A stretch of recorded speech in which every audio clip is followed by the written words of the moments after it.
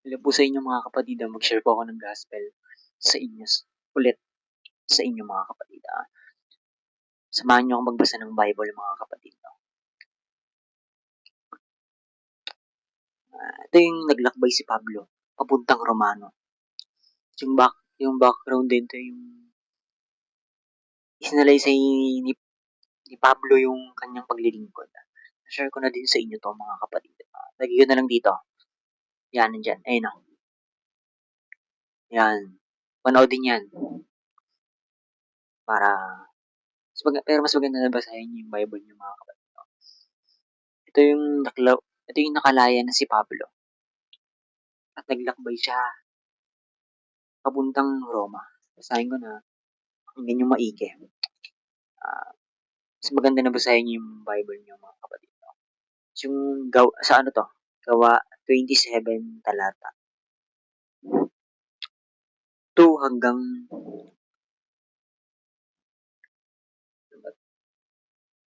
12 mga kapatid. Basahin ko na. Basahin ko na mga kapatid. Naglakbay si Pablo papuntang Romano. Naglakbay si Pablo papuntang Roma nang mapagpasyahang dapat kaming maglayag papuntang Italia. Si Pablo at ang ilan pang bilanggo ay ipinailalim sa pamamahala ni Julio, isang kapitan ng hukbong Romano na tinatawag na Batalyon ng Emperador. Talata 2. Sumakay kami sa isang barkong galing sa Hadromisio papunta sa lalawigan ng Asya at naglakbay kami kasama si Aristarco, isang taga Macedonia na nagmula sa Thessalonica. 3 talata 3 kinabukasan dumaong kami sa Sidon. Mabuti ang pakikitungo ni Julio kay Pablo. Mabuti ang pakikitungo ni Julio kay Pablo. Pinahintulutan niya itong makadalaw sa kanyang mga kaibigan upang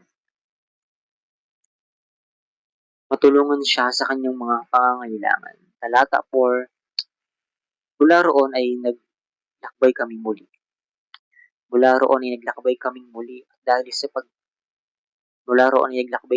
At dahil sa pasalungat ang hangin kami na baybay sa gawing silanganan ng Cyprus upang kumubilis.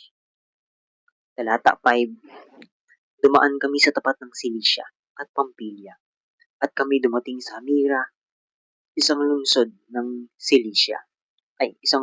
Lycia. Talata 6, ang kapitan ng mga sundalo ay nakakita roon ng isang barkong mula sa Alejandria papuntang Italia at inilipat niya kami roon. Talata 7, mabagal ang aming paglalakbay. Tumagal ito ng maraming araw at nahirapan kami bago nakarating sa tapat ng Silido. Buhat dito'y hindi namin matawid ang kalawakan ng dagat sapagkat pasalungat kami sa hangin.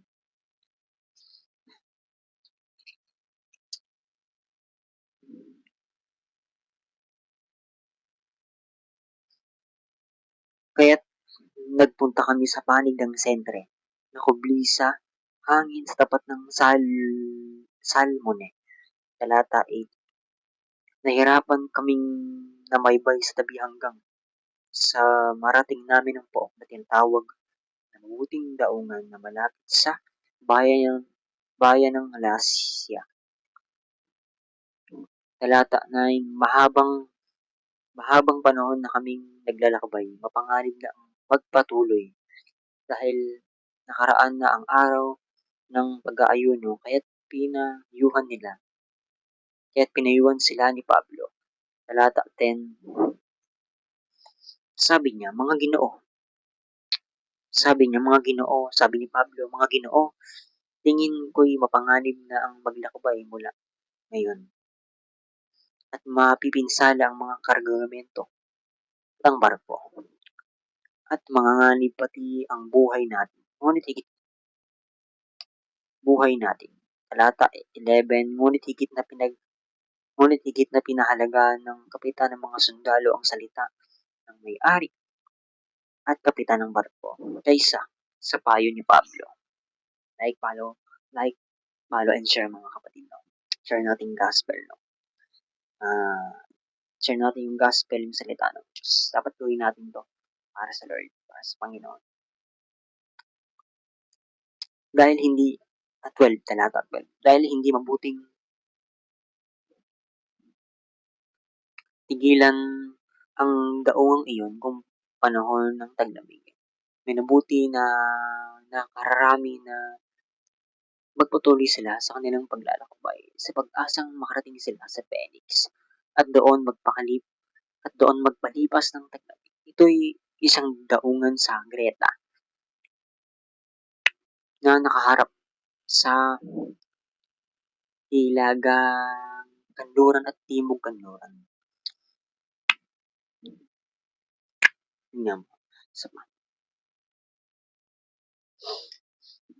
At ay lamang mga kapatid, no? Kasi pag tinuloy ko to, masyado nang mahaba to. Kaya, mas maganda na basahin yung Bible, no? Sunod na video na lang to, mga kapatid. At may share din ako sa inyo, mga kapatid, no? Sa salita ng Diyos. Mag-share din ako sa inyo ng tandaan natin, mga kapatid, no, sa mapalad ang tao nagtitiis ng tukso. Halimbawa, yung isang tao tinutukso, nagtitiis siya, mapalad siya. Sabi yan, mga kapatid, sa Santiago 1, talata 12, mga kapatid. Basahin ko, mga kapatid, no? Mapalad ang taong nagtitiis, mga kapatid. Tandaan natin yan. Kapag ang isang tao ay tinutukso at nagtitiis siya, mapalad siya. Sabi sa Santiago 1, talata 12, sabi diyan, mapalad ang taong nagtitiis ng tukso, sapagkat pagsubok sa kanya, siya'y tatanggap ng putong ng buhay na pinangako ng Panginoon sa mga nagsisiibig sa kanya. Ay mga kapatid, sinare ko lang sa inyo yan. No? Daan natin, mapalad ang taong nagtitiis sa tukso, mga kapatid. No? Mapalad siya. Santiago 1, talata 12. Ayun lang, Lord. Ayun lang, mga kapatid, na follow, like, and share, mga kapatid. Tulungan nyo akong umabot ng 1K followers plus para makapag-live tayo sa tamang panahon, no? Sa tamang panahon, pero hindi sa kalooban ko, hindi sa kalooban ng Panginoon Diyos. Yan, sa kalooban ng sinumang tao, hindi sa kalooban ng Lord. Mga kapatid, hindi sa oras natin, hindi sa oras ng Panginoon. Follow nyo ako para makapag-live ako at makapag-share ako ng gospel sa inyo, mga kapatid. Sa tamang panahon, sana dumating din yun. Ilang mga kapatid. Follow, like, and share.